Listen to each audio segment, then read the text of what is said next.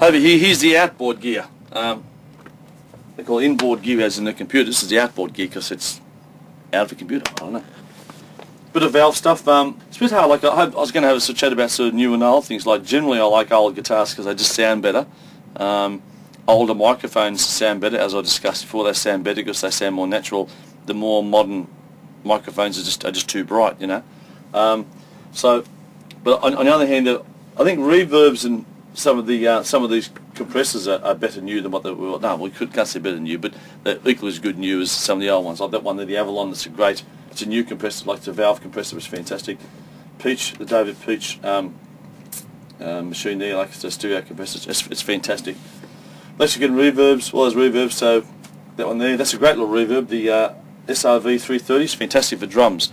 Sort of cheapish sort of reverb, and it's about sort of 3 versions ago, but that's the one. That's the one for the wide bass drums. It's great.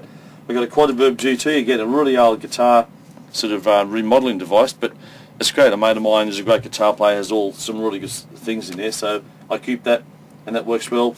Sonic maximisers, they're kind of handy. What a sonic maximiser does, it when you've got bass and treble coming to you, it tends to come at you at a different speed. Otherwise, like treble, travels faster than bass. The sonic maximiser basically brings those two things together. So when you're hearing something, I often use it on bass or bass drum. So when you're hearing the bass drum, you're hearing the bottom end as well as the top end together, rather than delayed sort of thing. So you get a bit more on your face sound. It's really good in piano too. Just brightens up a little bit. It's fantastic. Pitch correction device. I never use that. Delays.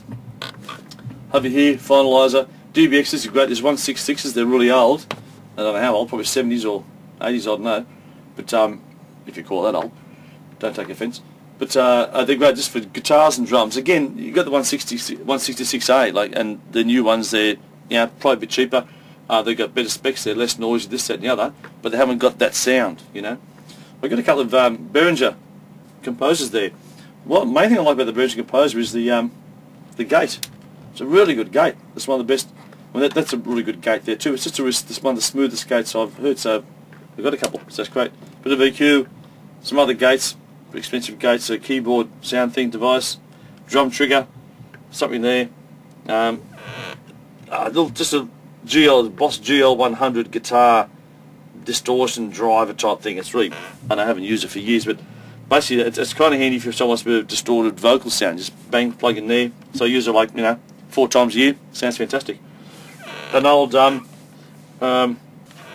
reverb and all-band. Spring reverb, all-band's a really old classic old sound. Everything that all-band make a really good quality, German. So a mate of mine said to me, I'll get this thing I bought you for $300. So I gave him $300 and I got this back, and I go, oh, what the hell am I going to do with this? So I didn't use it for about 6 months or a year or something. But then I used it one day for a surf guitar thing, and also pedal steel and surf guitar. So it's really good. So sometimes I use it if I've got a nice little guitar solo in sort of one side of mix. I'll put a bit of spring reverb in the other, so you got the guitar solo there with a bit of reverb in the other. Sounds fantastic. Anyway, that's that stuff there.